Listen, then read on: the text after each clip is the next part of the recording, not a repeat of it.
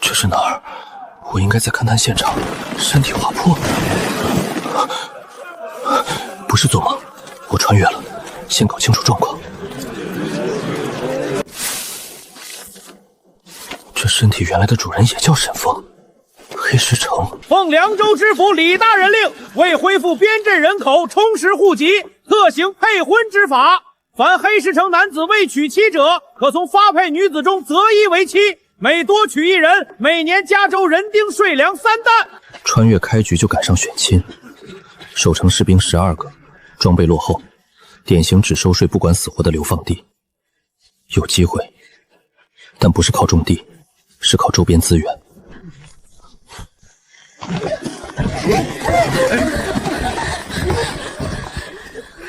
就这8个，要挑的赶紧过来。先挑先得，挑剩的带回去关牢里。穿蓝衣服那个，屁股大，能生养，归我了。这娘们皮肉嫩，归我了。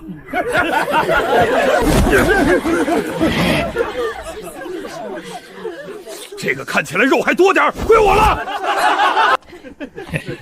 这高个不错。能干活？不要！求你不要！跑什么跑？跟了老子，保你饿不死！我家里虽然清苦些，但总归有口吃的。你可愿意跟我走？往后余生，全凭安排。我愿意跟着你。啊，定下了，领完牌子赶紧走。下一个，还有没有人要？没有拉回牢里。这2个。加起来不到150斤肉，取一个白胶30两，取2个白胶60，谁要？反正我不要。这2个也太瘦了，跟柴火棍似的，挑回去能干啥？白送都不要，养着废粮食。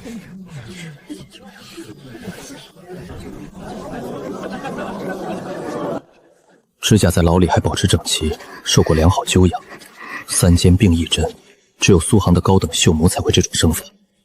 这2个人。以前绝不是普通的流放犯，这2个我都要了。你说什么？2个就是60两，你交得起60两吗？配婚令上写的是配婚次年齿征，法令原文：配婚之民次年入册，始征人丁税，今年不用交。还真是。行了，领走，赶紧画押。姓沈的娶2个老婆，看你拿什么养。到时候饿死了，你那2个女的还得归老子。他说的对，你养不活我们，为什么不只挑1个？你叫什么名字？苏锦月。你呢？叶小荷。你虎口有茧，是长期卧银针磨出来的，指甲在牢里还能保持整齐，受过良好教养。你父亲是大夫。你怎么知道？因为你们2个不是负担，是资产。3针并1针，平支错位法，普通农妇不会这种手法。你是纺织户出身，给我3个月，我会让你们看到知识和手艺能换来什么。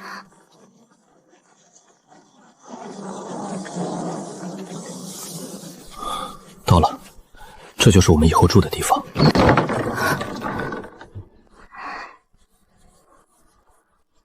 这地方真能住人吗？屋顶塌了一半，风全灌进来。总比阴暗潮湿的牢房强，至少能遮风，破点也算自由。土坯用的是河滩泥，粘性不够，难怪裂成这样。叶小荷，去找干草，越多越好。苏锦月，在门口挖一个坑，不用太深，2掌深就够了。挖坑干什么？过滤水，这地方的水肯定不能直接喝。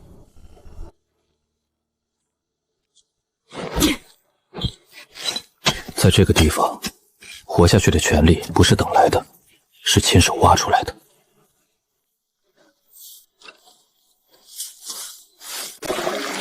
快看快看，你们快过来呀！这水真的变清了，真的能喝了。沙子和碳就能把水变清？这叫过滤，它能吸附杂质和异味，砂石能过滤大颗粒。不过这个水还不能直接喝，明天烧开了再喝。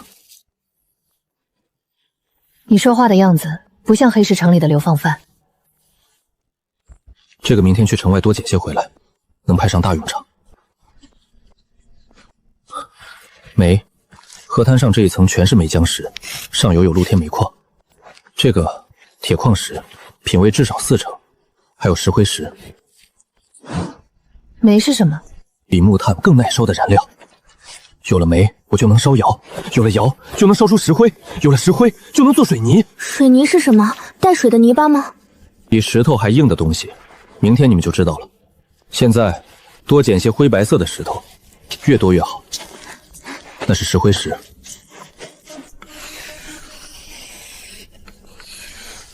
这是石灰窑，用石头和黄泥砌，石灰石从顶部加进去，煤从底部烧。烧1天1夜，石灰石就变成生灰石，生灰石加粘土一起炼烧，粘成粉就是水泥。石灰我在凉州窑厂见过，有钱人家刷墙用的。但你说的水泥是什么玩意儿？水泥沙子加水，干了以后比石头还硬。马师傅，我需要你带人砌这个窑。周师傅，我需要你帮我打一把大锤和一些铁楔，采石用的。我去生火，白忙活3天，比闲着等死强。铁疙瘩都动手了，我也干，反正闲着也是等死。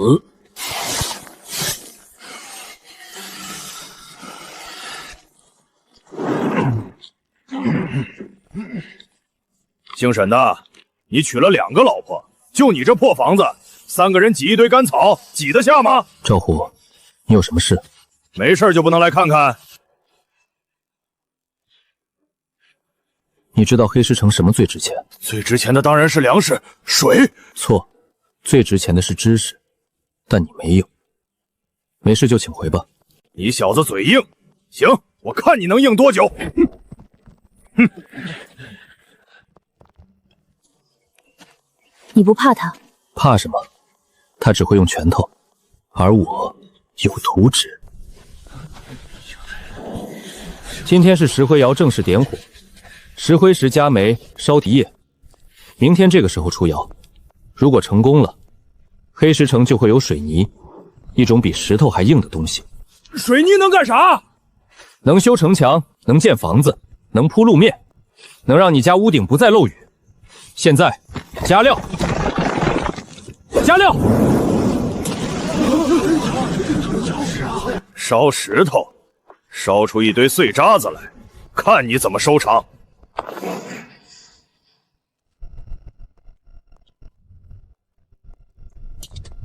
石灰遇水会发热，这股热量能消毒杀虫。这石头怎么跟活了一样？接下来我要用它做水泥。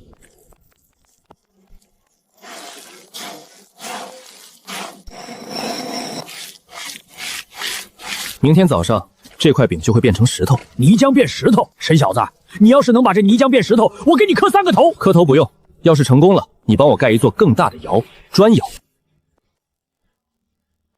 真的，而且没用火烧，就泥浆晒干。这是什么手法？不是手法，是水泥。马师傅，你现在信了吗？是，沈小子，沈爷，你说吧，那砖窑怎么盖？我现在就带人去盖。砖窑和石灰窑类似，但要更大、更精密。我们要的是青砖。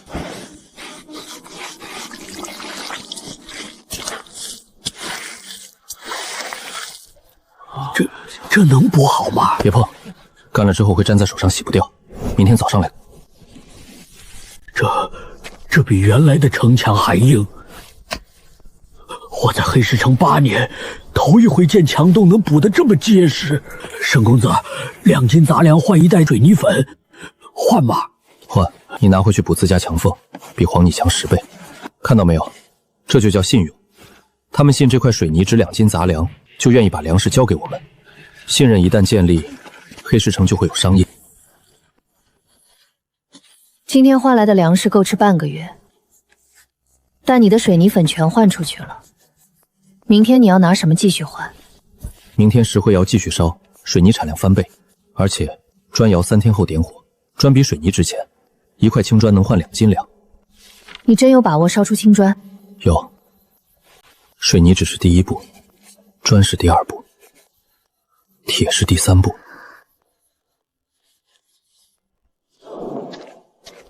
砖窑比石灰窑温度高得多，要烧到1000度以上才能出青砖。窑壁要用最好的耐火土，砖坯要用黄泥加细沙，摔打透了才能入模。1000度是什么？就是比石灰窑更旺的火候。等你看到砖烧成青灰色的时候，就是1000度。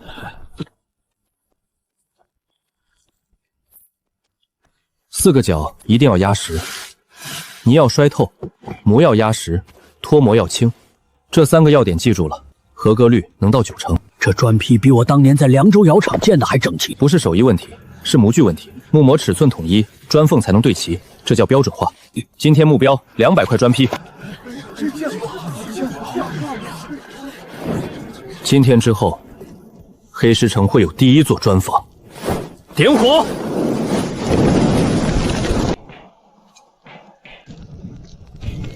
你不去睡？温度控制不好，砖不是烧酥就是烧不熟。我要亲眼看到出窑。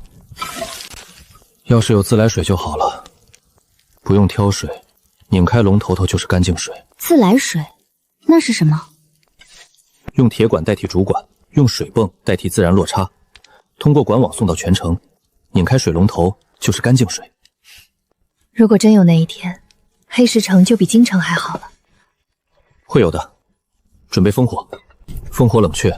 今晚这一窑定声明，明早见分晓。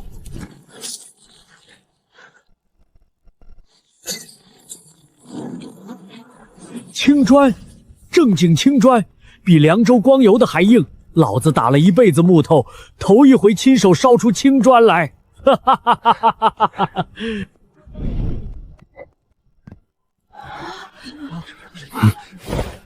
从今天起，黑石城有了自己的砖，1块砖换2斤粮。谁要？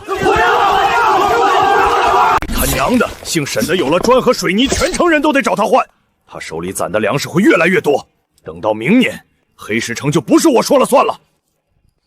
胡哥，那小子手里有个本子，所有方子都记在上面。今晚就去，我亲自带队，拿到本子就走。他要敢反抗，让他尝尝刀子的滋味。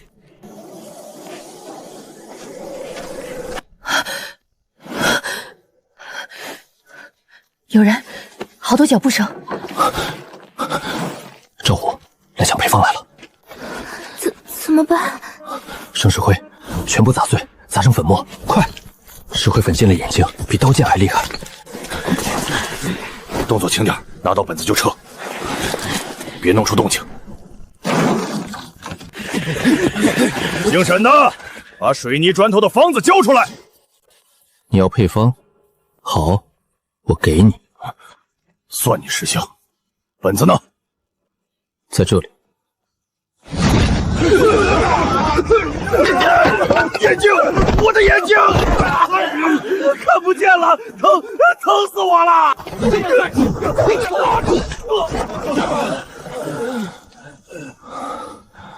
配方在这儿。生石灰加粘土乱烧碾碎就是水泥。窑是倒验式，火陶在前，验道在后，比例3比1。你记住了吗？记不住，求你放过我。下次来不是石灰粉，是要你命的东西，听明白了吗？都滚！记住我今天说的话。你说下次不是石灰粉，是真的有那种东西？现在还没有，但快了。我需要铁，需要钢，人挡一次能挡不了第2次，下一道保险必须是无可抵挡的。这是什么？一种很厉害的东西，等条件成熟了，我会把它做出来，但不是现在。现在先把砖窑产量提上去，把炼铁炉建起来，等铁炼出来，这东西该提上日程了。我等着看。沈小子一把石灰扬出去，9个人全趴下了。赵虎跪在地上叫爷爷。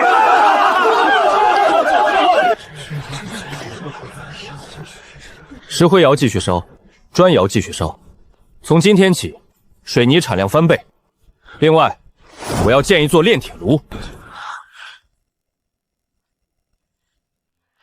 高炉选址3个条件：靠近水源，靠近铁矿，地势高于洪水线。这里全满足。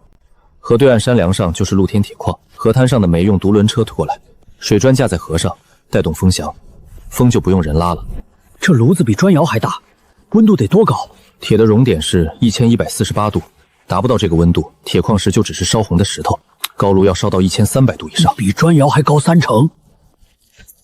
所以内衬要用最好的耐火土。出铁口要装水冷铁闸门，铁闸门里面留空腔灌水，铁水温度再高也烧不化。周师傅，这个铁闸门需要你亲自打。水冷铁闸，这法子你怎么想出来的？书上看的。先平地基，地基一定要夯实，这地底下的碎石要清理干净，一旦受力不均，炉身就会开裂。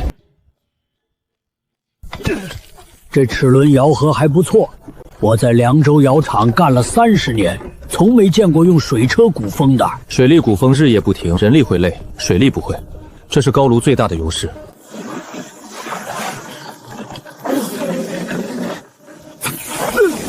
这风比周天拉风扇还猛。行了，水车没问题了。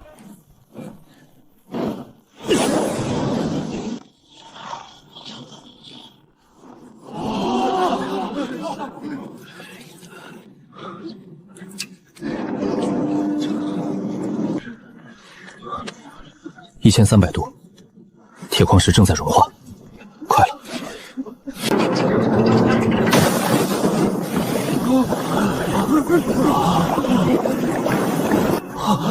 铁水，真的是铁水！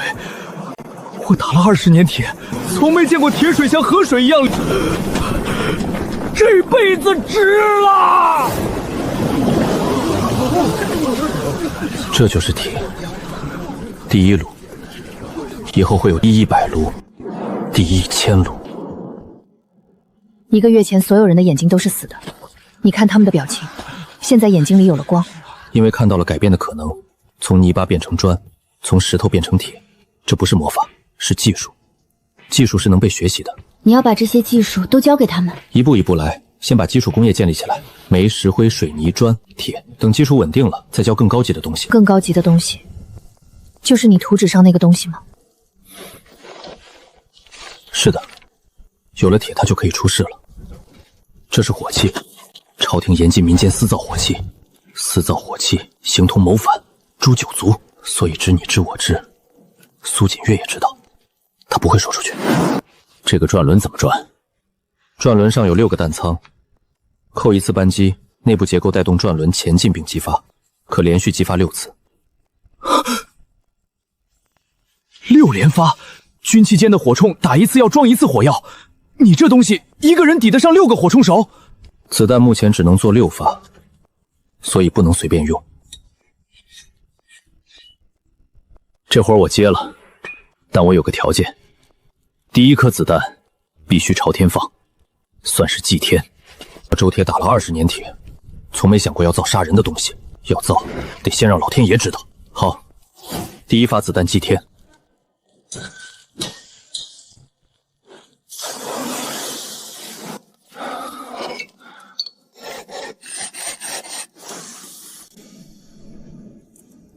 7天了，我做了一辈子铁，没做过这么精密的东西。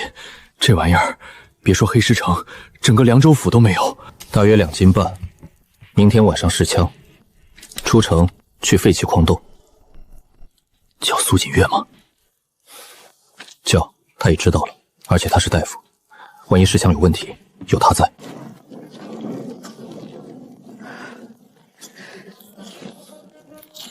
这是第1发。这声音比打雷还响，比军期间火铳响10倍。第2发是精准度。3发，1发祭天，2发校射。在造出子弹生产线之前，这剩下的不能再用了。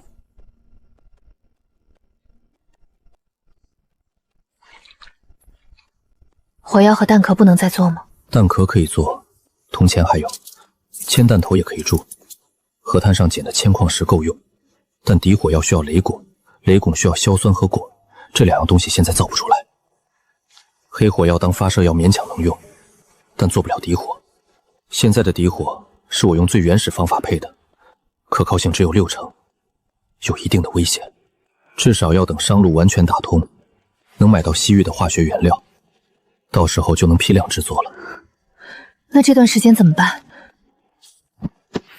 靠工业，手枪只是保险，真正的防御体系是城墙、弩机、投石车、火药罐。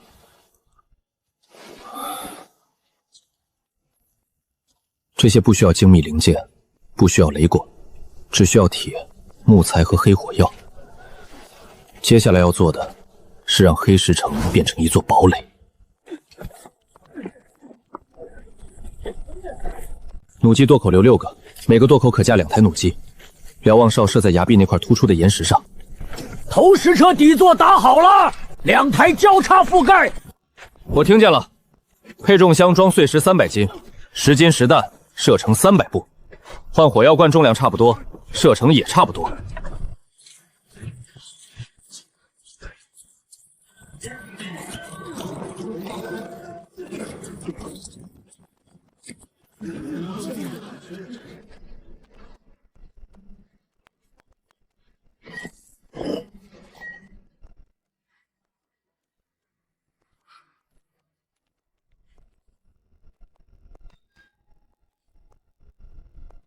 在下凉州行商王有才，特意绕道过来看看。敢问阁下可是沈峰沈老板？我是沈峰，王老板远道来辛苦，看中了哪样？青砖、水泥、生铁怎么卖？青砖1块2斤两，水泥1袋5斤两，生铁一定10斤两，钢价格更高。你有钢？灌钢。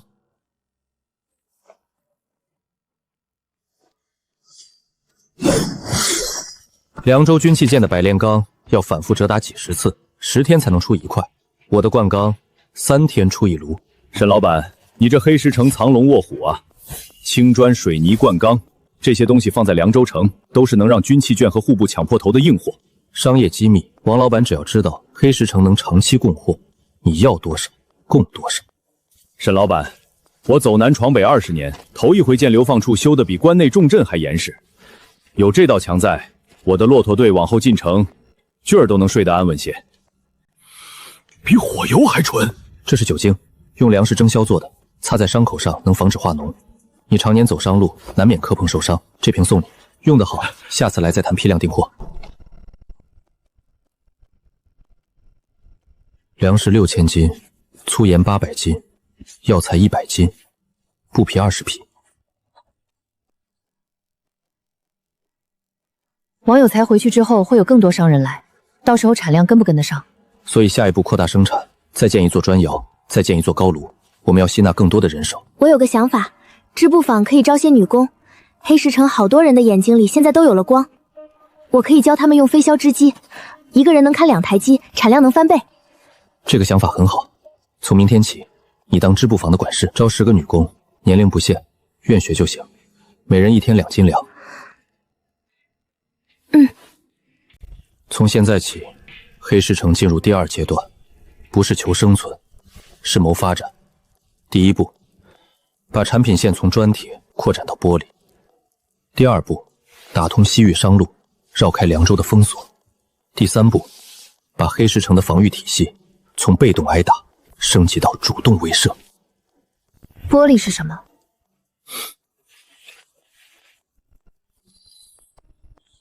比镜子还亮的东西，等着看吧。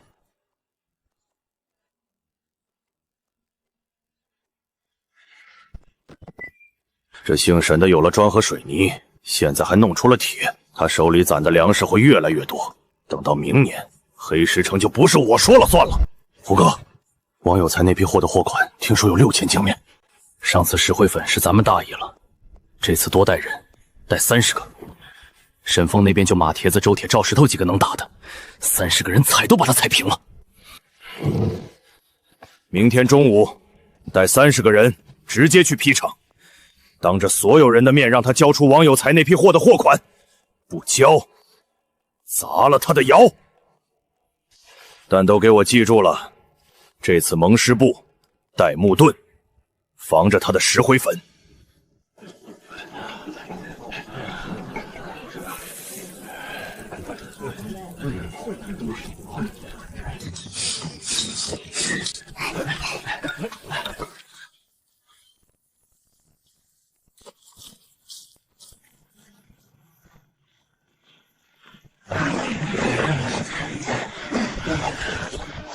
姓沈的，出来！我有话跟你说。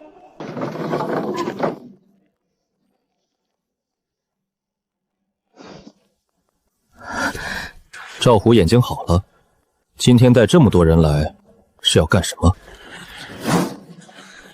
好了，托你的福，姓沈的，今天我不是来打架的，我是来跟你谈判的。谈什么？王有才那批货的货款，我听说是6000斤粮。这黑石城按老规矩，买卖货物要交1成的地头费。你给我600斤粮，以后你的买卖我保你平安。不给，就别怪我不客气。赵虎，你带了30个人，我以为你是来拼命的，结果是来要保护费的。拼命也行，上次石灰粉的事儿，别想再来一次。看到了吗？狮牛皮盾，防你的石灰粉。你还有什么招，尽管使出来。又想玩石灰，没用。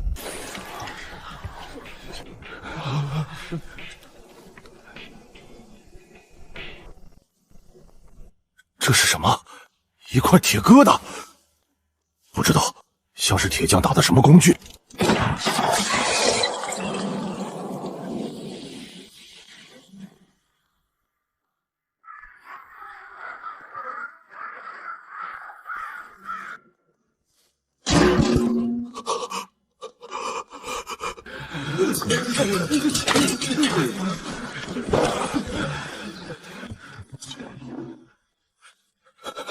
上次我告诉你，下次不是石灰粉，这就是下次。这到底是什么东西？它叫手枪。20步之内，我说打你左眼，不会打到你右眼。你觉得你们30个人够我打几枪？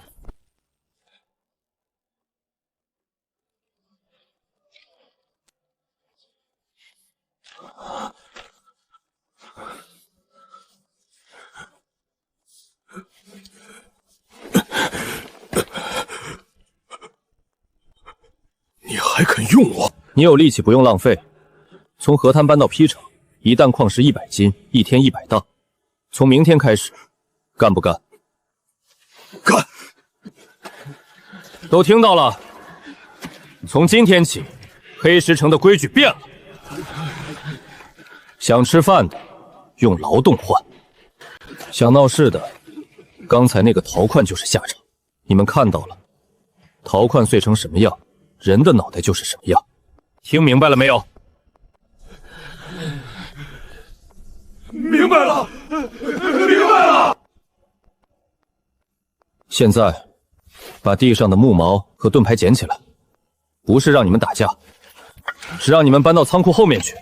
以后这些东西是黑石城的公共物资，守城时用。捡完过来登记名字，明天天亮来批场报到。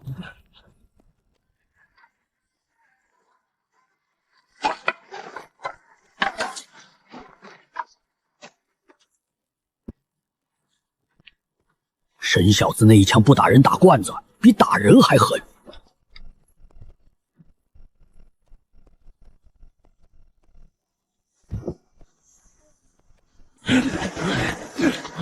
弩机垛口留8个，每个垛口可架2台弩机。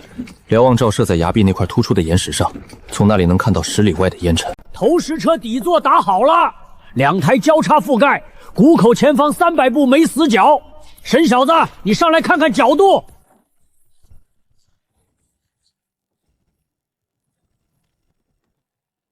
配重箱装满碎石大约300斤。沈小子，这玩意儿能扔多重的石头？10斤实弹射程大概300步，换成人头大的火药罐，2台交叉覆盖，谷口前方300步范围内没有死角。要不要试一发？是，用实弹先试。放。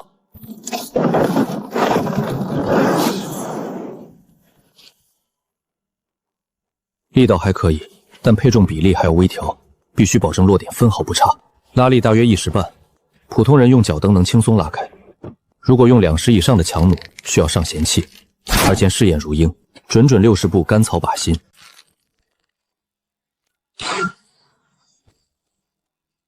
上弦器做好了，摇这个手柄，7轮咬合，慢慢把弦拉上来。好，弩机先做20台装城墙洞口，10台机动。弩箭先打1000支，箭头用周铁的钢箭头，不是铁箭头。钢箭头能射穿皮甲。沈大哥，让我试试。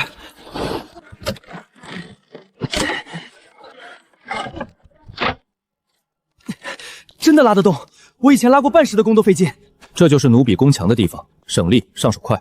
从今天起，赵石头，你负责训练弩手，每天练1个新时辰，重点上弦速度和瞄准。20台弩轮流练，弩交给我。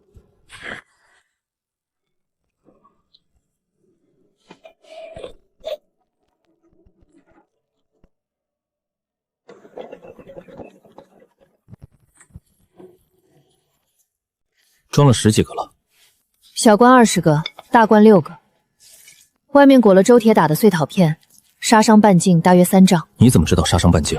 你本子上写的，我照着抄的。大罐外面裹了2层碎铁片，周铁打的薄铁皮，里面再塞碎铁渣，炸开之后铁片乱飞，10丈之内的人马全得倒。苏锦月配火药很危险，碾磨时稍有不慎，火星溅进去就会炸。你怕不怕？怕，但怕也要做。这些火药罐不是杀人的，是保命的。大人，神峰那边最近动静很大，他们在谷口建了城墙，新墙用青砖和水泥，厚3尺，高1丈5，墙外面还挖了一道壕沟，2丈深2丈宽，沟底全是削尖的木桩。城墙？派一个流放犯修城墙干什么？崖壁上还架了2台投石车，今天早上试射，石头能打到300步外。城墙上还有弩机，小的那种，但箭头全是钢的，能射穿皮甲。还有后山那间锁着的小屋，里面不知道是什么，但沈峰和苏锦月经常进去，出来的时候身上有火药味儿。投石车、弩机、火药，他这是要干什么？在黑石城搞武装割据？还有一件事，王有才10天前来过，沈峰卖给他1000块青砖、2000斤水泥、10几块铁盾，换6000多斤粮食的货。听说王有才还要再来，凉州城的其他商人也在打听黑石城的货。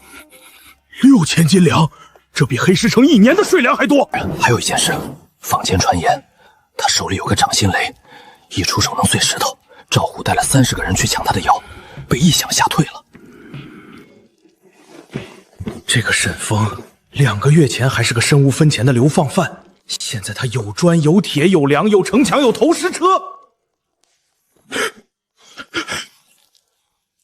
再过2个月，他是不是该有兵了？没人知道那到底是什么东西，但所有人都怕。继续盯着，摸清楚那个掌心雷到底是什么东西。如果真有这种东西，那就不能让他一个人攥在手里。是。沈峰，你到底是何方神圣？2个月把流放犯的集中营变成了宝寨，再让你发展半年，我还能在守备府坐得住吗？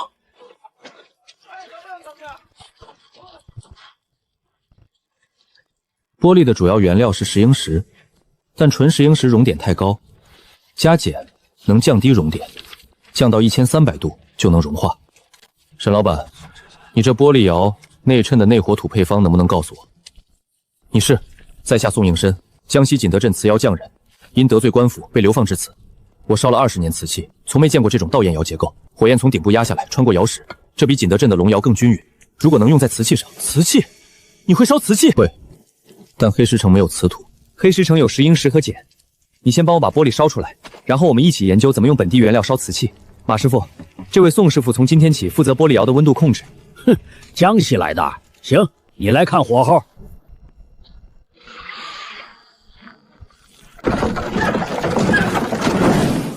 石英石开始软化了，碱起作用了，气泡在往外冒。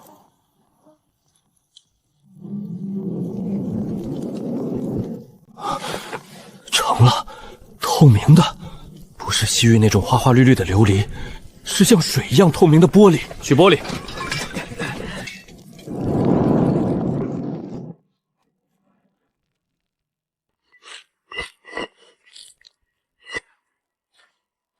冷却太快的玻璃会炸裂，必须让温度慢慢降下来，要等1夜。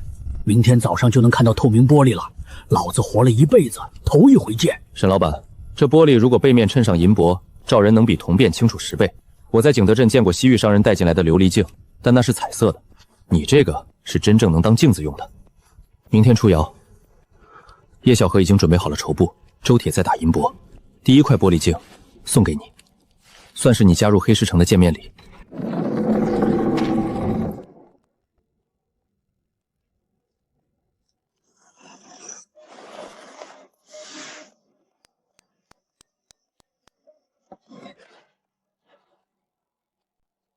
好，第1批镜子先做10块，5块给王有才换马和药材，5块留着给其他商人竞价。苏姐姐，这块给你。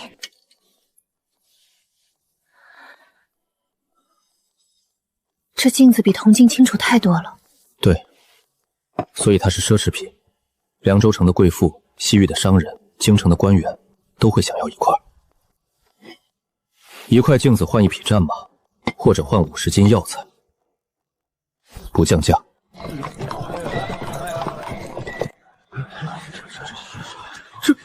这是怎么做的？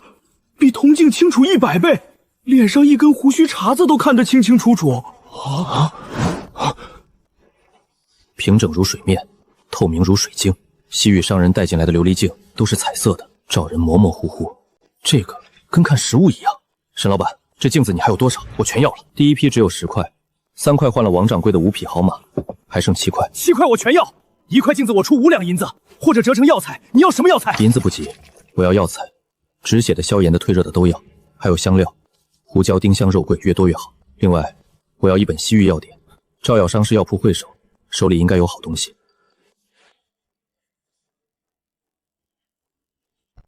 西域药典我有，还是前年从西域商人手里换的原本，用波梭文和汉文对照写的，换你2块镜子，行不行？沈老板，这3块我本来是要换马的，现在我要加码，我不要砖了，不要水泥了，全部换成镜子和酒精。成交。不全包，王掌柜要15块，剩下的5块给马掌柜和赵药商分。这不是抬价，是建立渠道。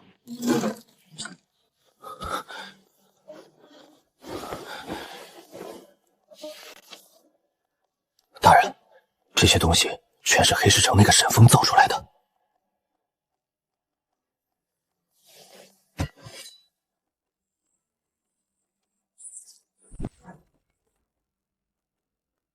这钢刀，凉州军器剑能打出来吗？据凉州军器剑的老师傅说，这钢的成色比百炼钢还好，他们研究了3天，不知道是怎么打出来的。那个掌心雷呢？查清楚了吗？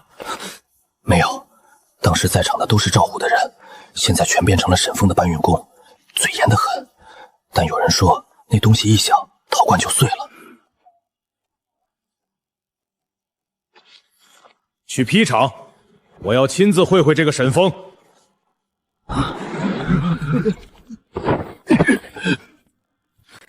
沈峰呢？叫他出来说话。孙大人，有事？凉州知府李大人有令，黑石城所产砖铁水泥皆为军需物资，即日起由守备府统购统销。你把库存清单和产量账册交出来。另外，城墙上的弩机和崖壁上的投石车也要造册上报。统购统销，价格呢？什么价格？统购的价格。黑石城的砖质量比官窑好，价格应该比官窑高。还有铁，凉州官营铁铺的生铁锭，1斤换4斤杂粮。黑石城的铁用什么价收？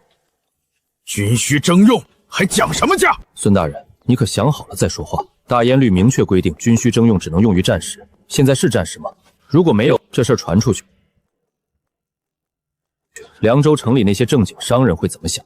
他们的货以后官府是不是也可以随便征用？还有一件事，黑石城的流放犯都是被朝廷判了流刑的罪人，我们的税粮是直接交到凉州户房的，不经过守备府。你要统购我们的砖铁，用什么名义？是用守备府的名义，还是用凉州府的名义？沈峰，你不要敬酒不吃吃罚酒。我今天是带着李大人的手令来的，你把账册交出来，对大家都好。不交，3天之后来的就不是10个人了。那就等3天后再说。孙大人，请回吧。今天这笔账我记下了，回头再算，你们一个也跑不了。孙德胜说的3天后是真的？真的。孙德胜一个守备敢直接来收我的妖，肯定是凉州内给了他支持。3天后来的应该是府兵，不是10个，是上千个。上千个府兵，我们才100多号人。所以我们不是用100个人打上千个人，是用城墙、壕沟、弩气、投石车和火药罐打上千个人。苏锦月，从今天起劈场停工，所有人上城墙，我们要在3天之内把黑石城的防御能力再提1级。府兵攻击路线大概率是正面冲锋，谷口两侧是崖壁，骑兵冲不上来，只能走中间。弩机瞄准正面冲锋的步兵，投石车先打冲锋集群，再打弓箭手阵地。毛兵埋伏在城墙内侧，万一有人翻过城墙或者撞开城门，毛兵出击。但云梯不是最大的威胁，最大的威胁是攻城锤。如果他们用锤撞城门，城门撑不了多久。攻城锤，城门我已经加固了，外包铁皮，后面加了3道铁门。3道铁门能挡攻城锤多久？如果是人力扛的工程机，大约1炷香；如果是带轮子的冲车，最多1盏茶。那就是说，如果敌人冲到城门下，我们只有1盏茶的时间。这1盏茶之内，投石车和弩机必须把城门前的敌人全部清掉。马师傅，城门前方30步是投石车的死角吗？不算死角，能打到，但准头差。投石车是抛物线，近距离落点不好控制。那就换火药罐，用大罐火药弹，不用省。火药罐储备小罐40个，大罐12个，够用。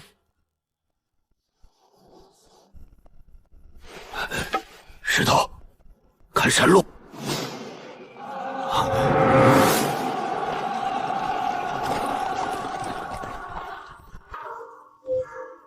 府兵来了！府兵来了！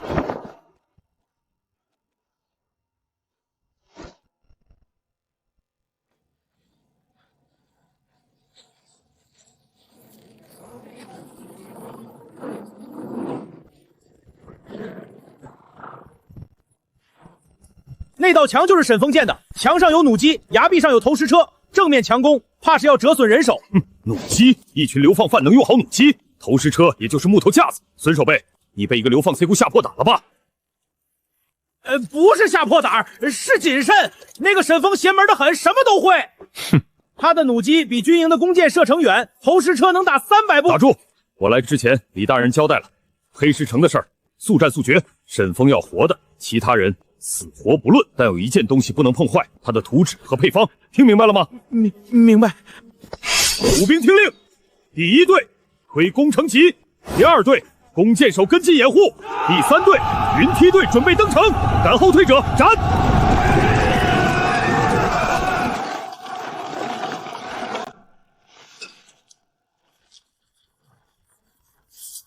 攻城锤是最大威胁，投石车瞄准攻城教，弩机等弓箭手进入射程，优先射弓箭手。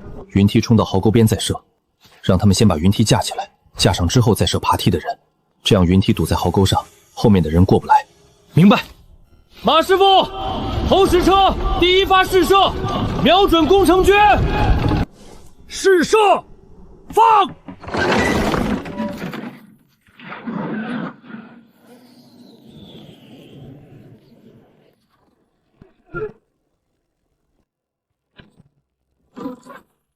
偏左了，继续打，把攻城魁钉死在300步线上。第2发，放！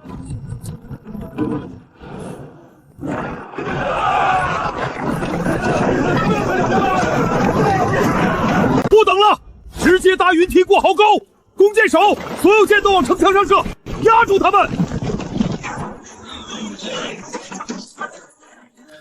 沈大哥，云梯过来了，弩机放！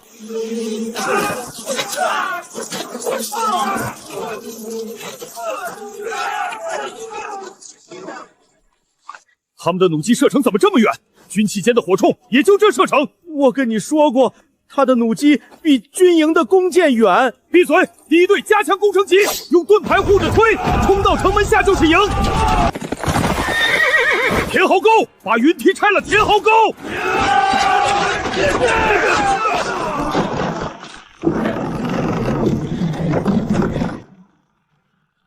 投石车换火药罐，大罐瞄准城门前方30步，放！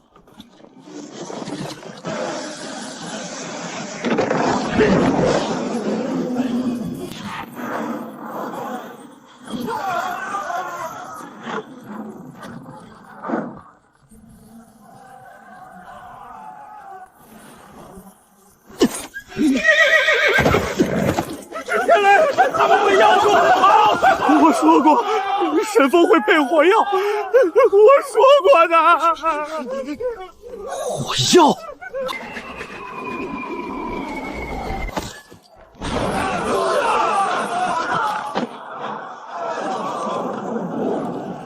你说他只有100多个流放犯，你说他的投石车是木头架子，孙守备，你这辈子说过一句实话吗？鸣金收兵，撤！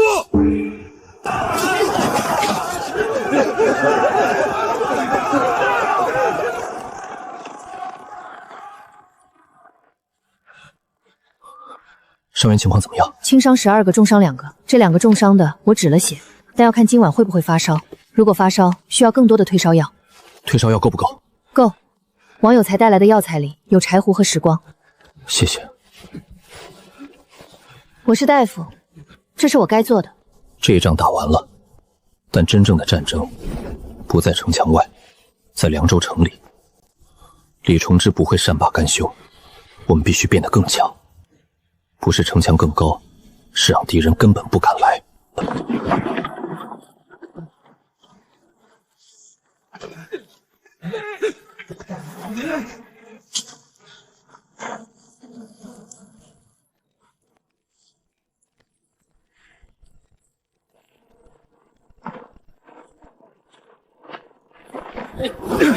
沈爷说了，第2座高炉15天内要出铁，咱们搬运队得加快。从今天起，每人每天多搬20筐，我带头。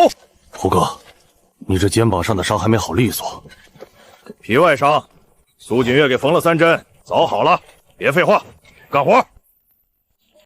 马师傅，这砖窑的火道走向，如果能改成斜向进风，温度会更均匀。我在景德镇见过一种龙窑，烧出来的瓷器受热均匀，废品率低。斜向进风，沈小子画的图纸是直向的，你要改得问沈小子。我去问。宋师傅，你是瓷器专家，窑炉结构你比我懂。砖窑的火道改成斜向进风，你画图，马师傅施工。以后窑炉技术方面的事，宋师傅说了算。沈老板，我一个流放犯，你让我管窑炉技术？在黑石城，不看身份，看本事。你有本事，你就上。手腕要放松，不能硬推，硬推梭子会卡线。你看，这样轻轻一送，它就自己滑过去了。真的，叶姐，这手法真神了！不是我的手法，是沈大哥设计的飞修。今天这批布是要交给王掌柜的，江南织造府定的3000匹布，咱们得赶工期。产量怎么样？15台机一天能出30匹，但3000匹的订单，照这个速度要100天才能交齐。不急，江南织造府的订单只是开始。接下来我们要做的是丝棉混纺。宋从生说见过一种丝棉交织的料子，又软又挺，你愿不愿意跟他一起试？愿意。我爹说过丝棉混纺是最高级的料子，飞硕织机说不定真能行。你在看什么？你看，2个月前这里是一群等死的人，现在5根烟柱同时冒烟，老周和小李的死换来了这座城的生。接下来你要做什么？扩展产品线到玻璃和混纺。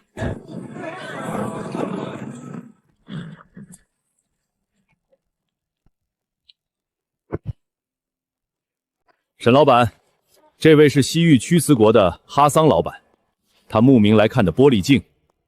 2位里边请。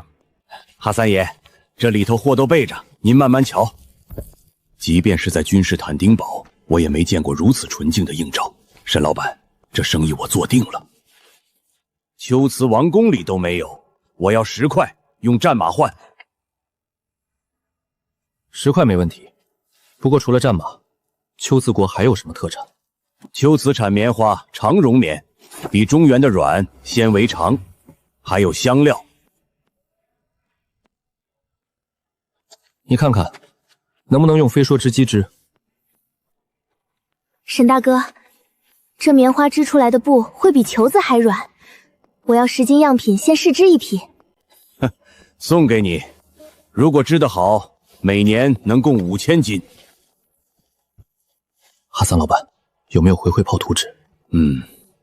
但我认识个铁匠会造连发弩，一次装件10只，只要200把灌钢刀，我帮你把图纸和人带来。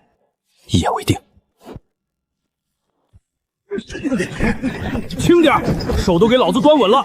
这一块镜子够你们在凉州买半条街的院子命，磕了碰了要你们的命！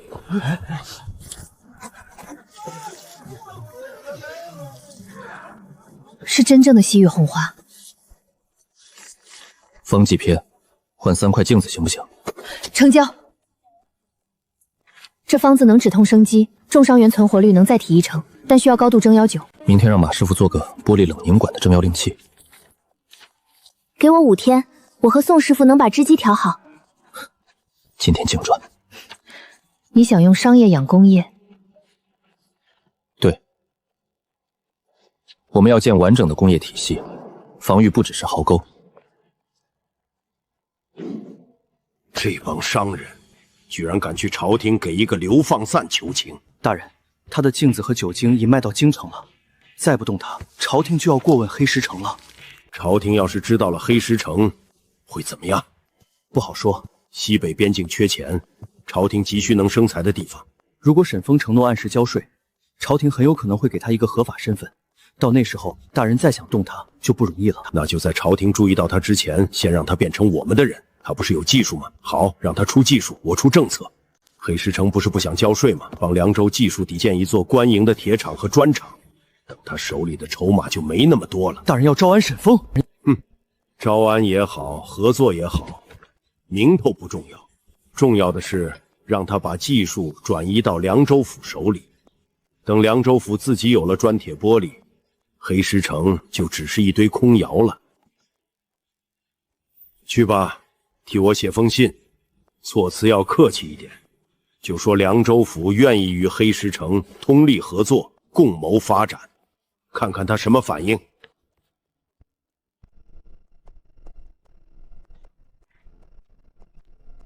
沈老板，别来无恙，在下奉李大人之命，带来一份合作方略。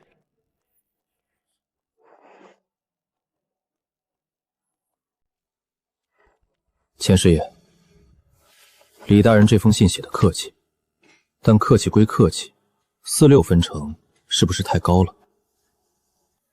沈老板，凉州负责保护你们的安全，这个分成在凉州地面上已经是破例了。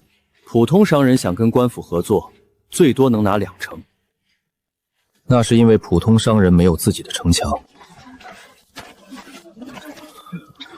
钱师爷，上次刘校尉带了上千人来，回去多少人？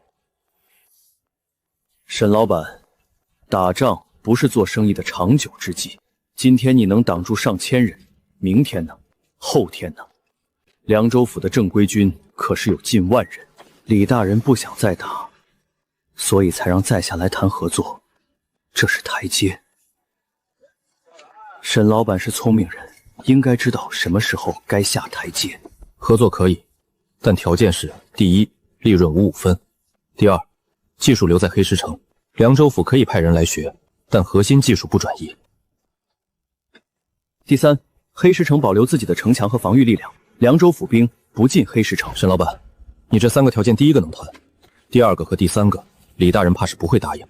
那就请钱师爷回去问问李大人，黑石城不是一根骨头，是一棵树，砍了树取柴，只能烧1季，留着树，年年都有果子吃。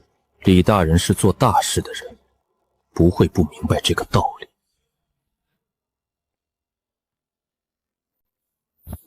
好，沈老板的话我一定如实转达，告辞。钱师爷来谈什么？李崇明想合作，4-6分成，技术转移到凉州。你答应了？提了要求，他不会答应，但他的态度变了，从围剿变成了谈判，这说明我们的实力已经让他不敢硬碰了。那他接下来会怎么做？他会派人来偷技术。上次围城打不下，这次谈判谈不拢，他就会派人假扮流放犯潜入黑石城，偷学我们的技术。等他把技术偷到手，再翻脸。那怎么办？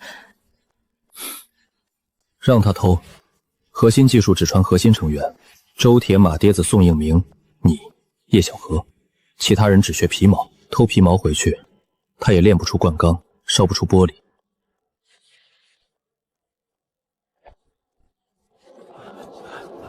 名字原籍，什么手艺？李老铁，凉州人，打铁30年。王泥匠，凉州人，砌窑烧砖都会。张三，凉州人，学徒，什么都能干。打铁的去铁匠棚找周铁，砌窑的去砖窑找马瘸子。每天3斤粮，多劳多得，偷懒抠东西剁手。听明白了？明白了。李老铁，你这拉风向的手艺不错。凉州哪个铁匠铺出来的？城东老字号张记铁铺，干了30年，铺子倒了，人也被流放了。张记铁铺，我在凉州时听说过，掌柜的姓张，不姓李。我是张掌柜雇的伙计，掌柜的姓张，我姓李。哦，那你这30年手艺学得不赖。来，帮我淬这把刀，油温要刚好冒烟，不能太热。油温太高了。你在张记铁铺干了30年，连淬火都不会。在张记，我主要拉风上，淬火是掌柜亲自弄的。马师傅，这砖窑的火道走向怎么是斜的？凉州官窑的火道都是直的。斜的是宋师傅改的，火从下面斜着往上走，温度更均匀。宋师傅？哪个宋师傅？宋应星，江西景德镇来的瓷窑匠人，他改的火道，烧出来的砖废品率降了30%。那水泥的配比也是宋师傅弄的？水泥配比是沈小子定的。你问这个干什么？随口问问，就是想多学点手艺。那个李老铁有问题，他自称在凉州张记铁铺干了30年，但连淬火都不会，不像是在铁匠铺干杂活的，更像是军器间的人。军器间的工匠拉风钢有统一的手法标准。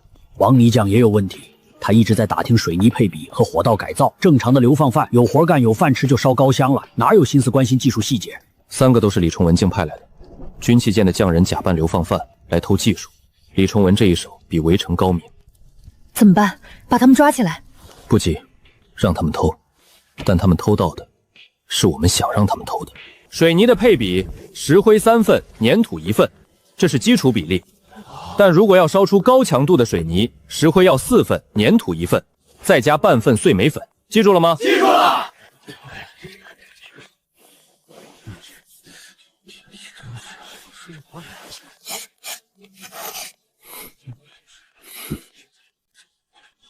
让他们偷回去的配方：石灰4份，粘土1份，碎煤粉半份。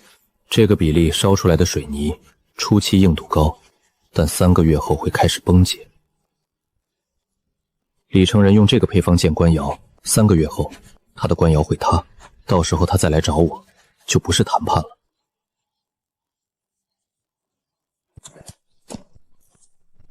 到了，卡迪尔老爷，这就是黑石城，那道墙就是沈老板的水泥城墙。上次凉州上千府兵来打，愣是打不进来。这道墙不是石头砌的，是砖和水泥。水泥是沈老板自己造的，干了之后比石头还硬。有意思，进去看看。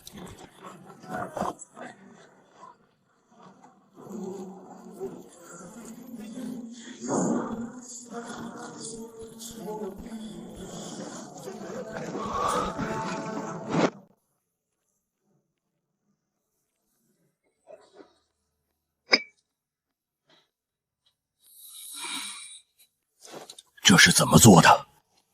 此物叫玻璃手镜，用砂炼成，再细细打磨，能照见人脸上的细纹。好刺眼，竟清亮到这般。这镜子我要20块，西域2马50匹，外加这个。这不是钢，是什么材料？大马士革钢，西域最好的刀匠用乌兹钢锭打出来的。1块乌兹钢锭从印度运到龟兹，要走1年的商路。这一把刀能换10把你们中原最好的钢刀。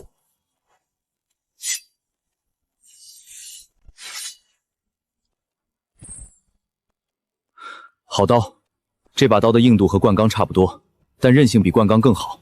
灌钢刀刃对撞会卷，这把刀只是微卷。如果能研究出这乌兹钢的锻造方法，黑石城的钢刀能再上一个台阶。卡迪尔老板，这把刀借我们研究几天。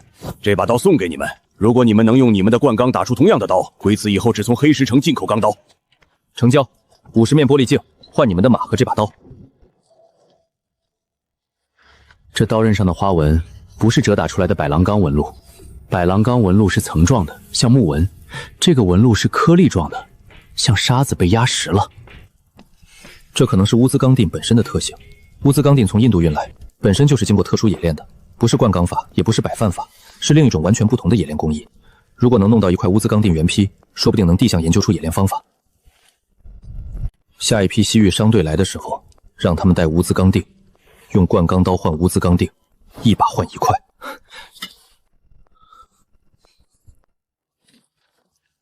你在研究那把西域刀？对，如果黑石城能打出大马沙格钢，钢刀的质量就能追上西域最好的刀，甚至超过。到时候灌钢刀卖凉州，大马沙格钢刀卖西域，2条产线，2个市场。李成明的事怎么办？他派来的3个探子还在偷技术，让他们继续偷。等李成明的官窑塌了，我们也已经发展起来了。大人，沈峰那边的动静越来越大了。最新的消息，他不仅拿下了王有才的订单，甚至连西域的卡达德尔驼队都留在了黑石城。这一进一出的粮食盐铁，几乎要抵得上凉州府半年的岁入。一个流放之地，竟成了北地的聚宝矿。若是再让他这么折腾下去，到时候你我的脑袋都保不住。大人，他既然靠这些硬货吊着商人的胃口，咱们就扼住他的喉咙，直接封了商路。传令下去，即日起关闭通往黑石城的所有关隘，设卡盘查，凡是运送粮布药材的商队一律扣押。我倒要看看，没有了外面的补给，他那些砖头瓦块能不能当饭吃。各位掌柜，这封联名信今天必须定稿。黑石城的货占了凉州市面上30%，青砖、水泥、钢刀、玻璃镜、酒精。如果黑石城一直被封锁，咱们在座的有一半要关门。我上个月刚从黑石城订了1000匹细布，钱都付了一半。要是黑石城停产，这批布就泡汤了。我的酒精也是从黑石城进的，凉州飘局现在只认黑石城的酒精，别的酒精擦了伤口照样化脓。酒精断了，飘局找我要货，我拿什么给？灌钢刀更是独一份，军器间的百炼钢要10天出1块，黑石城的灌钢3天出1炉，价格还便宜30%。我那铺子现在70%的铁器都是从黑石城进的，所以这封信要写得明白，不是替沈峰求情，是替咱们自己的买卖求情。户部那边已经有人在打听黑石城的商税了，咱们把这封信递到户部，让朝廷知道，黑石城是棵摇钱树，李成明是在砍树。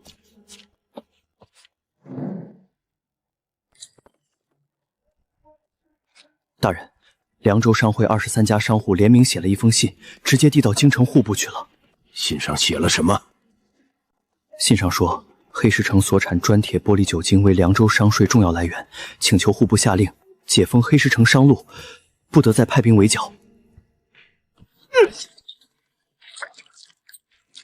这帮商人吃了雄心豹子胆，居然越过本府直接给户部写信。大人，更麻烦的是，户部已经派了一个主事下来，据说这几天就到凉州，专门来查黑石城的商税。户部主事来查商税？是，而且还带着太后口谕。太后在宫里听说了黑石城的玻璃镜，说想看看是什么样的。太后都知道黑石城了，这个沈峰，他的货已经卖到宫里去了。大人，现在动沈峰已经不是时候了，户部的人马上就到，太后在宫里盯着，这时候动黑石城，等于跟朝廷过不去。那就先不动他，但那3个匠人让他们抓紧，在户部主事走之前，把黑石城的核心技术偷到手。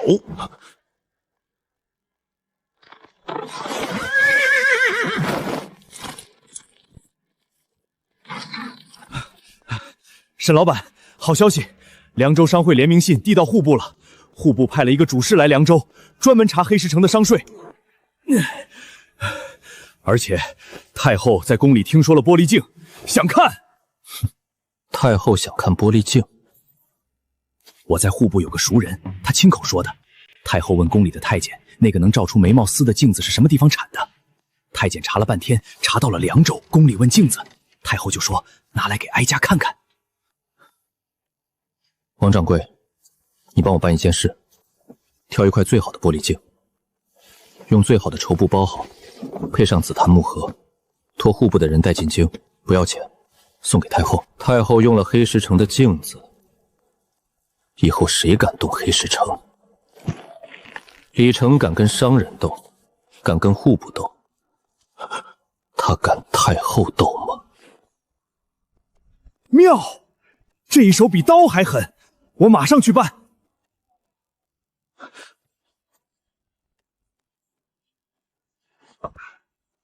胡哥，这碗敬你。围城那天，你在城墙上连砍了5个府兵，要不是你带队守着城门洞，城门早就被撞开了。今天喝了酒，就跟你们说实话。5年前，我还是凉州守军校尉，管着军器监的军械库。有一天核对账簿，发现库里的铁料少了3000斤，军饷少了5000两。我查了3个月，查到了李崇明身上。李晨明，凉州知府。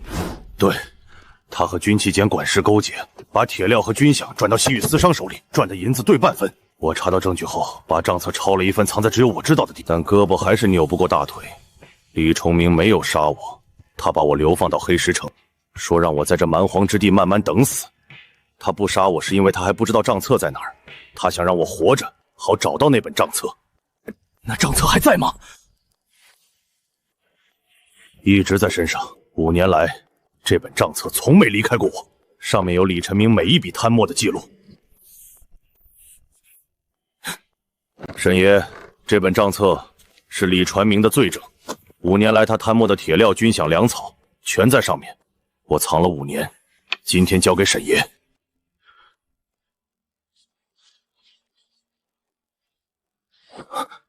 孙德生也在上面。孙德生是李成明的走狗，黑石城的赈灾粮每年有1半被他转到李成明手里，流放犯饿死，他们分钱。你为什么不早拿出来？以前拿出来没用，黑石城是等死场，没人管。现在不一样，黑石城有城墙，有弩机，有商路。太后都知道黑石城了，这时候拿出来，李崇明才会倒。赵虎，这本账册递到京城，李崇明是死罪，但你是当事人，你也要被查。查就查，我赵虎以前是混蛋，但我没贪过1两银子。我只求李崇明伏法那天，让我亲眼看着。好，这本账册抄3份，王有才送1份到户部，西域商人送1份到御史台，宋掌柜留1份做备份。3条渠道同时送出，李崇明截得住1条，截不住3条。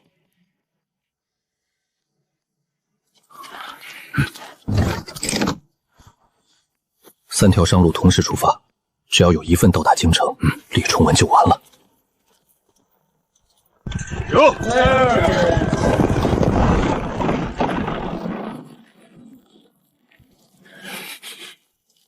5年了，终于等到这一天了。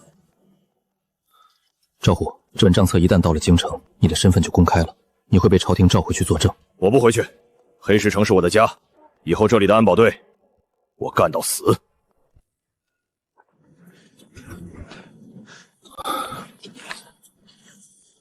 周师傅，这件武器关系到黑石城的生死存亡，必须秘密打造，绝不能让外人察觉。这活我接了，但这些零件太精密，需要最好的灌钢。沈爷，咱们这可是把脑袋别在裤腰带上干活。我知道这件事天知地知，你知我知。3支商队同时出发，姓沈的是在送什么东西？钱师爷，那3个匠人传回来什么消息？水泥配方、砖窑结构、投石车图纸基本拿全了，但是核心技术、灌钢法、玻璃工艺、火药配比这3样，3个人都没接触到。沈峰只传给核心的那5个人，还有他们在黑石城看到了赵虎。不能再等了，太后的镜子已经送出，10天能进京，留给我的时间不多了。发最后通知，3天内交出沈峰和赵虎，否则8000大军压境。大人，户部主事马上就到。主事查商虑我剿谋反，我先剿了他们。主事来了，看到的是被剿平的谋反窝点，他能说什么？是。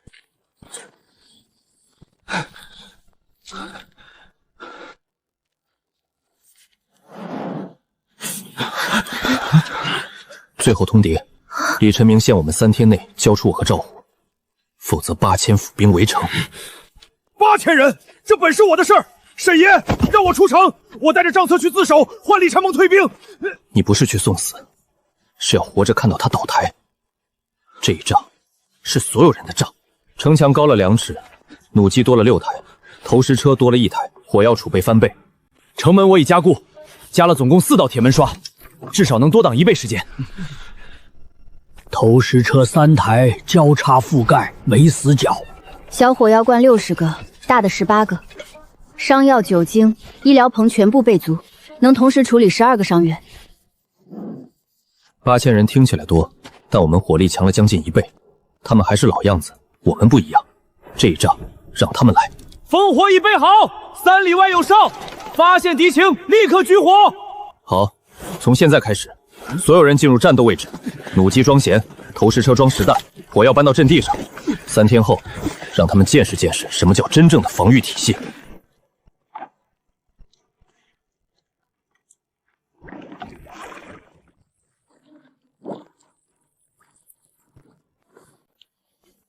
3天后有硬仗，伤员会比上次多。3个棚子，12张手术台，药品够100人份。妇女队训练过紧急包扎，重伤员送到我这里，轻伤员他们能处理。如果重伤员太多，你能不能撑得住？我在流放路上学会了一件事，不能撑就死。你造手枪建城墙配火药的时候，你有没有想过撑不撑得住？没有。那我也没有。该做的事做好，结果不是我们能控制的。这把手枪，万一城门破了，你拿着。给我干什么？防身。如果城门破了，有人冲进医疗棚，你用这把枪。我是大夫，大夫不拿枪，你拿有用一点。拿着吧，我打造了一个更好的。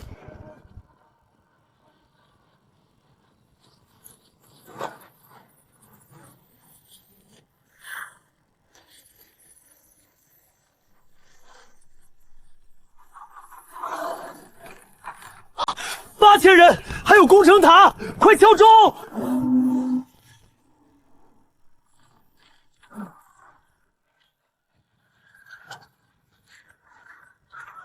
最大威胁不是攻城锤，是攻城塔。塔上的弓箭手能压制我们的弩机，投石车优先打攻城塔。明白。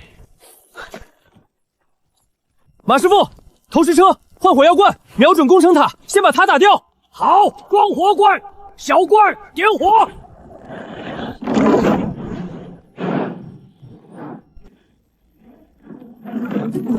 偏了5步，第2发，放！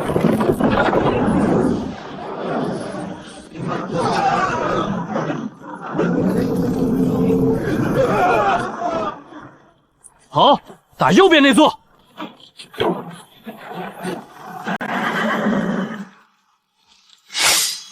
冲！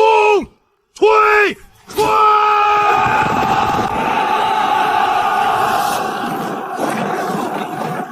一排中箭，2盘排准备，轮换轮换，不要停！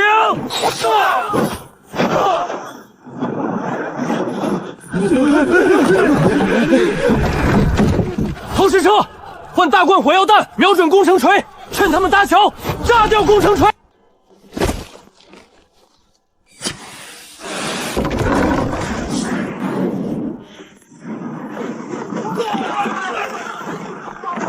云梯，6架云梯全给我架上！不用管木锤了，盾牌手顶住，云支队给我往死里爬，谁敢后退，本校不管亲手剁了他！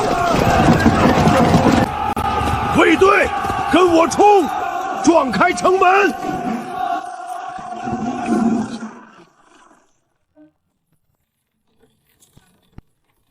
投石车，城门前方火药罐覆盖，快！太近了，城门前方30步，投石车最小射程。不管，放！哪怕炸到城墙也得放。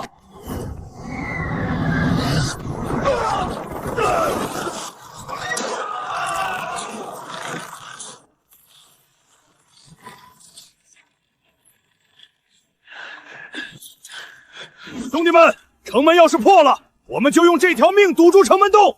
黑石城没有怕死的人，没有怕死的人。石头，指挥权交给你，弩机继续压制云梯。沈大哥，你去哪儿？师爷，你怎么下来了？城门马上要破了，快回城墙上去！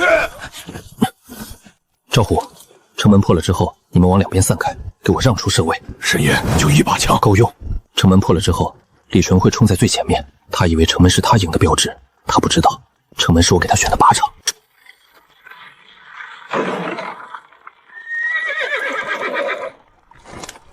城门破了，冲进去，活戳沈峰，赏银1万两。沈峰，你的火药罐用完了，你的弩箭见底了，你的城门也破了，你还有什么招？你的掌心雷呢？拿出来啊！李大人，给你看看什么叫枪。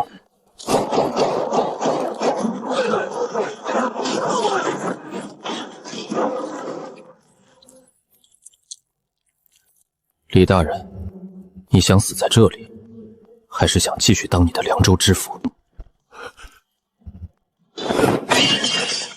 撤兵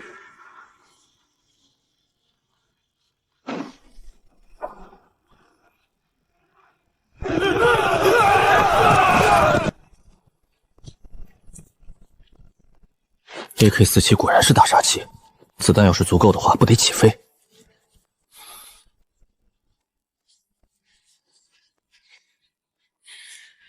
苏大夫，你这包扎的手法越来越利索了。别乱动，弄歪了不好看。伤员情况怎么样？轻伤9个，重伤3个，全部处理完了。今天伤员比上次少。攻城塔被打掉后，府兵的弓箭手就没法压制我们的弩机了，城墙上的火力一直没断。3个重伤的，能救回来吗？能。红花和梅药配的正生金膏起了作用，西域药典里的方子确实比单纯的酒精好用。那就好。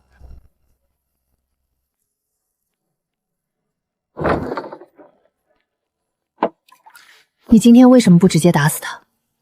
杀了一个知府影响太大了，他的罪证已经送到京城了，跑不了。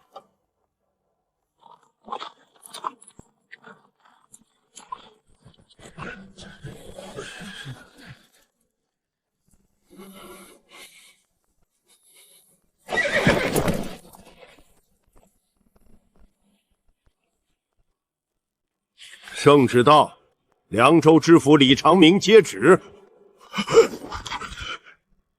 臣李长明接旨。奉天承运皇帝诏曰：凉州知府李崇文涉嫌侵吞军饷、私卖军械、陷害忠良等多项重罪，着即革去凉州知府一职，由御史张正言回同刑部审理。凉州军器管事孙德胜同案查办。钦此。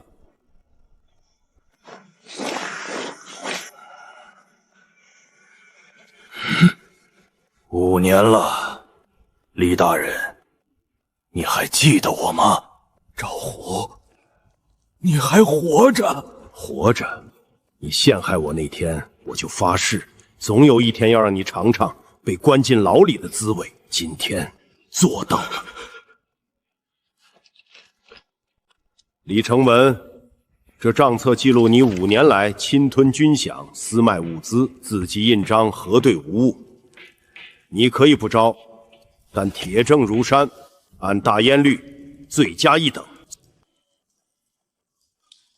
我招，全招。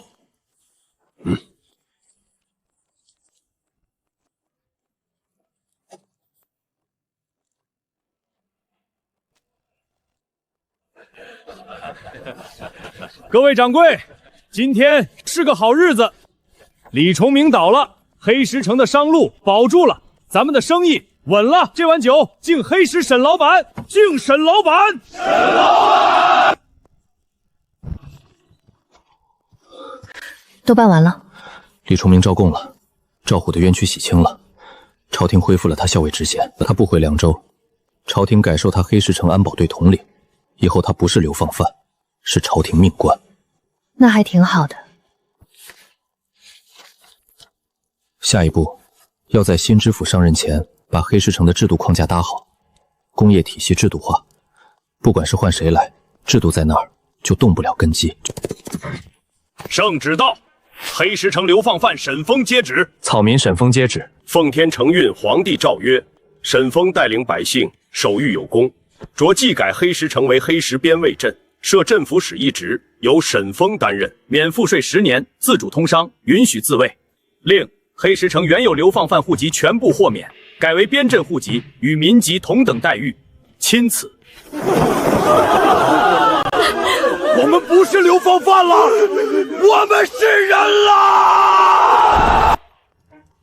名分只是名分，真正的改变靠的是城墙、窑炉、商路和制度。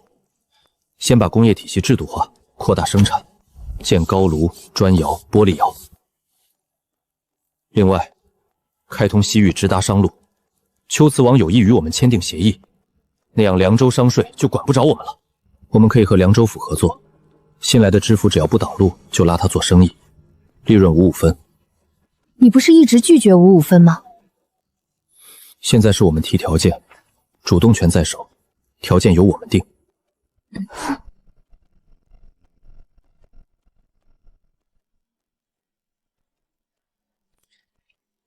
你又在看这把枪？这枪打了一仗，李成平就被吓破了胆。朝廷不追究武器，是因为我们能赚钱。一个能赚钱的边镇，朝廷会选。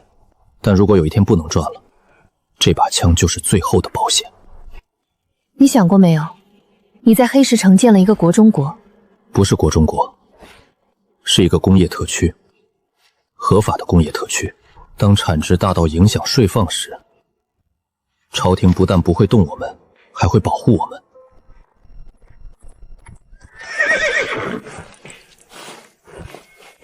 公子，这衙门刚抄过家，里面怕是一片狼藉，要不要先让下人打扫？不急，先去黑石城。公子刚到凉州，茶都没喝一口，就去黑石城？我来凉州之前，在京城看了李崇们的案卷，上千人围城打不下来，8000人围城被一枪吓退。凉州商税这个季度涨了2成，全是因为黑石城。我不先去黑石城看看，怎么当这个凉州知府？1丈5尺高的城墙，砖缝勾得齐齐整当。这砖是高温烧的青砖，硬度比凉州官窑堡高1倍。墙上的弩机至少30台。这东西不是摆设，垛口后面的弩弦都是上紧的。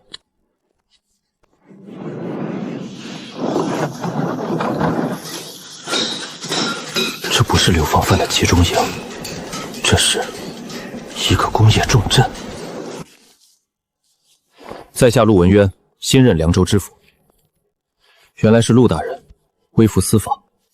陆大人跟李崇明不一样，李传承是来抢你的窑，我是来学你的窑。沈老板，能不能带我看看你的窑炉？请。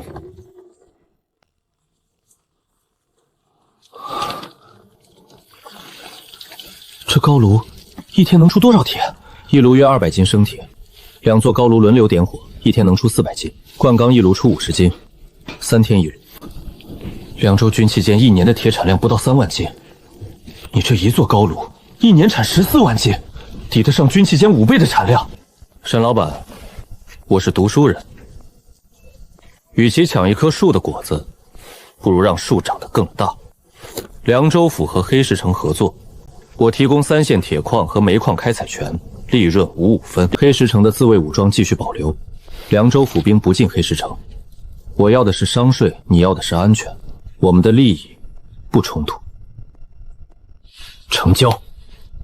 不仅报酬优厚，凡应募者一律包吃包住，不限出身，年底双薪，带薪休假，发展巨大，升职加薪不是梦。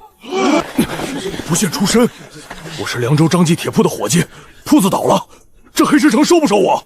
只要你有一技之长，打铁木工、泥瓦、烧窑、纺织10样全收。来这边登记名字和手艺。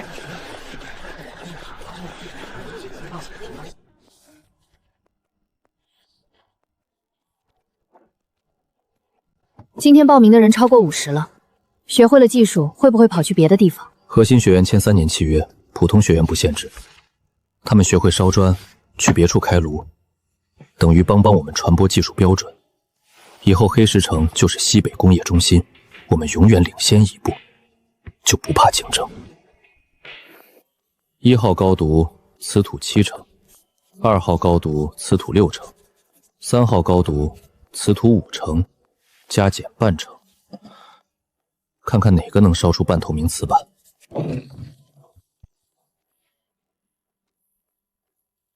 宋师傅，你在试什么？瓷砖，如果成功，贴在墙上比水泥净，铺在地上比青砖平，黑石城的窑温完全够用。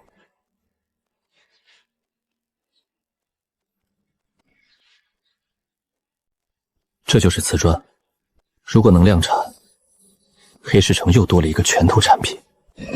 成了，半透明瓷板，比玻璃更有韧性，比瓷器更薄。